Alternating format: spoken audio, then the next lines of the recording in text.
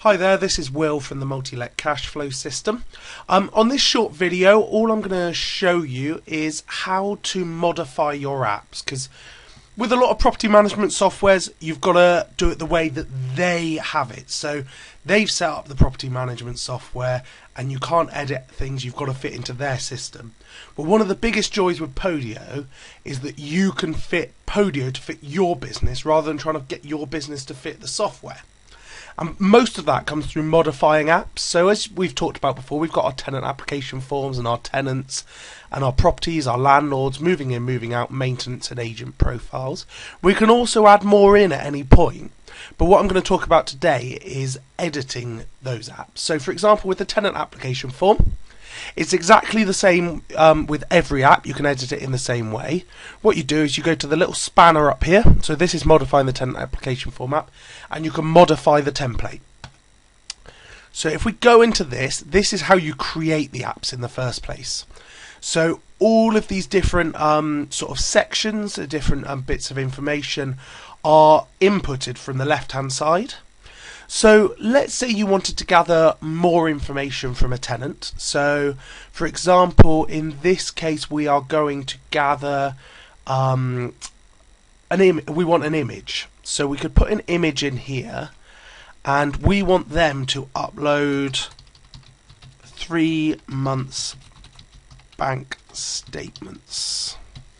So this is just because with the tenant application form, we're trying to gather as much information as we can from the tenant before we accept them or decline them as a tenant.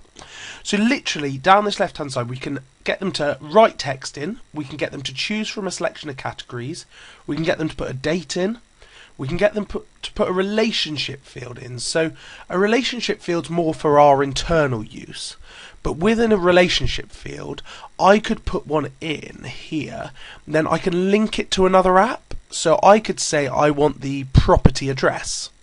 So if I save that there and put property, when the tenant or yourself clicks on that, it will come up with all the properties within your property app. So I'll just remove that one to start with.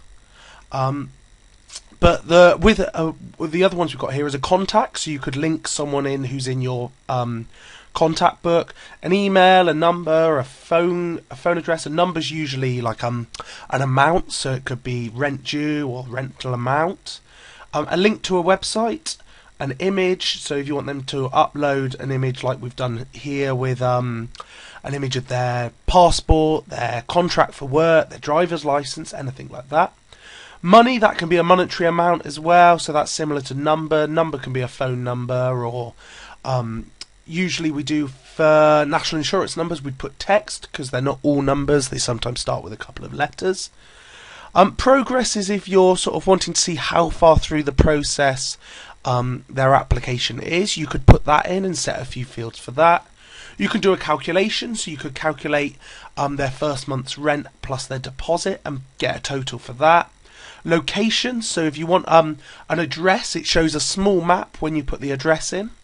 And duration, so how long something's going to last, but we don't usually use that one. And then all you do, once you've put the ones in you want, you submit them.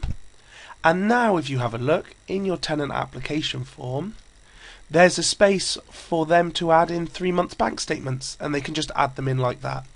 So you can modify your templates by simply clicking the modify template button, and then you can add in any fields you want. So for example, we've uploaded all the basic ones that you need, but let's say within the property app, let's go into the property app, you wanted to put in all your login details for your Virgin Media account and everything like that.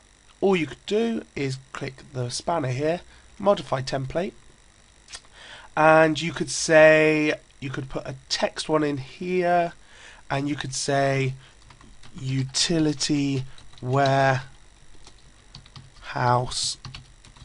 login.